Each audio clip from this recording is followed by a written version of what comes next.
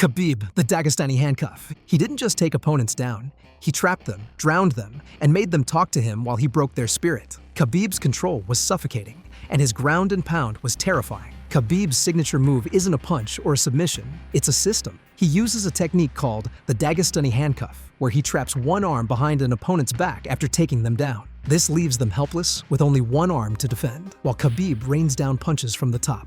The move starts with a takedown near the cage. Once grounded, Khabib pins the opponent's wrist with one hand and smashes with the other. He keeps them stuck in that nightmare until they either tap, eat strikes, or give up their back. Against Michael Johnson, Khabib pinned him and calmly told Dana White, "I need a title shot, brother. You know I deserve this," while punching Johnson in the face repeatedly. By the time he faced Conor McGregor, his system was flawless. McGregor was taken down, flattened, and submitted after being broken round by round. This move is why Khabib retired undefeated, 29-0, and barely lost a round. But what happens when your opponent simply leans back and throws a lethal straight? That's coming next. Anderson Silva, the lean back counter straight. He stood still, hands down, leaned back slightly, and sent legends crashing to the mat. Anderson didn't fight. He hypnotized. Silva's signature was the lean back counter straight, a timing move so smooth it looked like a movie. He'd bait his opponents by standing still, chin exposed, and as they lunged in, he'd barely shift his head off center and fire a straight left or right directly down the pipe. It wasn't raw power. It was surgical precision. The knockout on Forrest Griffin became a highlight for life. Griffin threw a combo, missed everything, and Silva tapped him with a counter that looked like a jab. Griffin fell in slow motion. He did the same to Vitor Belfort with a front kick to the face. The setup? Stillness. Calm. Perfect distance. He made aggressive fighters hesitate, then punished them the moment they committed. During his UFC reign, Silva defended the middleweight title 10 times and finished most challengers using pure counter-striking genius. As Joe Rogan said, he fights like he's in the Matrix. But Silva was graceful. The next champ, he'll hit you with a spinning elbow or stomp your knees until they fold backward. Jon Jones, the spinning elbow plus oblique kick combo. He'll blind you with reach, chop your knees with kicks, then spin around and land something you never saw coming. Jon Jones doesn't fight harder, he fights smarter. Jones has two signature moves that he blends perfectly, the oblique kick and the spinning elbow. The oblique kick is a front side leg kick aimed directly at the opponent's knee. It doesn't look powerful, but it wrecks posture, slows movement, and mentally breaks fighters who rely on footwork. Once he's disrupted your stance, that's when he sets the trap. As you step in, Jones spins fast and launches a razor-sharp back elbow that has dropped legends like Stephen Bonner and staggered others in instant replays. What makes it worse is his reach. With the longest reach in UFC history, 84.5 inches, he controls distance like a sniper. You never know what's coming until it's already landed. He used this combo to dominate Daniel Cormier, Alexander Gustafsson, and others. It's why he's never been beaten in the octagon. Fighters expect power. Jon gives them pain. But while Jon breaks rhythm, the next guy breaks your plans, taking you down when you least expect it and keeping you there. Georges St-Pierre, the double leg takedown plus half guard control. He timed it so perfectly you didn't even see it coming. And once he had you down, you weren't getting back up. GSP's signature wasn't violent, it was clinical. His double leg takedown, combined with insane timing, gave him control over any fight. He wouldn't wait for a mistake. He'd create one. He'd strike just enough to make you think you were safe, then suddenly shoot under your hips and dump you to the canvas. Once on the ground, GSP didn't go wild. He passed to half guard, locked in position, and used short elbows and punches to rack up damage while staying completely safe. This style was on full display during his fights with Josh Koscheck, BJ Penn, and John Fitch. These weren't just wins, they were shutouts. GSP would finish rounds in dominant control, leaving his opponents exhausted and broken mentally. And despite wrestling being his weapon of choice, GSP never wrestled competitively before MMA. He trained with Canada's Olympic team to catch up. He mastered timing, not just the takedown, but the moment to change the fight entirely. But now, we're jumping to the guy who changed MMA with a single left hand. Stick with me, because that counter is coming next. Conor McGregor, the pull counter left hand.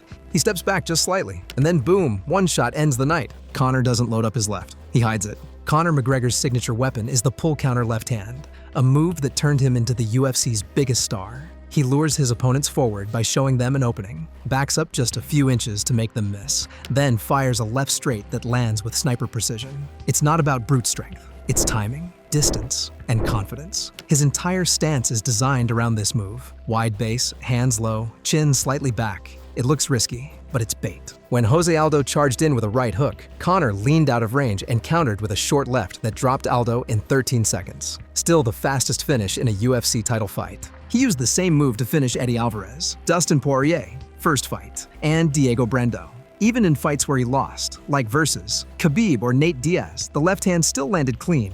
As Conor once said, precision beats power, timing beats speed. But now we go from timing to technique, because the next champ carves opponents apart with leg kicks and feints before the final shot even lands. Stick around. This one's a masterclass. Israel Adesanya, lean back counter plus leg kicks. He doesn't chase you. He draws you in, reads you like a book, and punishes your legs until you collapse. Adesanya wins with deception, and then destruction. Israel Adesanya's signature is a lean back counter paired with sharp leg kicks, a striking style borrowed from his kickboxing roots. He stands tall, chin seemingly exposed, but every movement is calculated. He invites strikes so he can read tendencies, then times his counter just as your punch misses. The lean back allows him to fire a straight or hook right over your shoulder, but while you're thinking about his hands, he's chopping your lead leg. His low calf kicks are brutal. They numb the leg, compromise your stance, and leave you unable to pivot or shoot. Against Paulo Costa, Izzy dismantled his legs early before walking him down and finishing with a brutal right hook. Versus Robert Whittaker, he used lean-back counters to land clean knockdowns, twice, in under 2 rounds. In his first title run, he went 9-1 in the UFC before anyone figured out how to close the distance.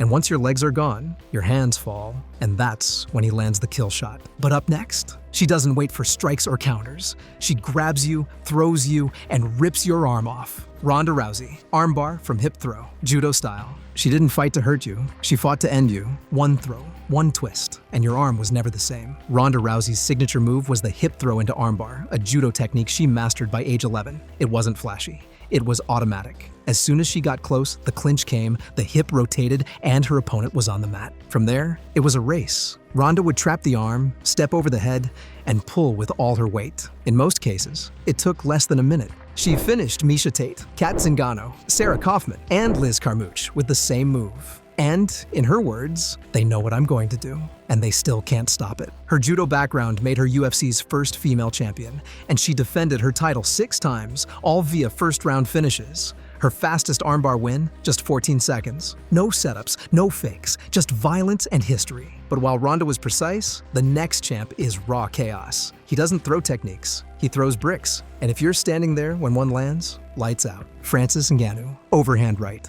deadly blitz power. He doesn't knock you out with a punch. He deletes you from consciousness with the same shot that ended legends. Francis' signature move is the overhand right, but calling it a punch is an understatement. It's more like a car crash wrapped in a glove. He steps forward with full commitment, swings from hell, and if it lands, you're done. Against Alistair Overeem, he landed a brutal uppercut so violent it looked like it came from a different sport.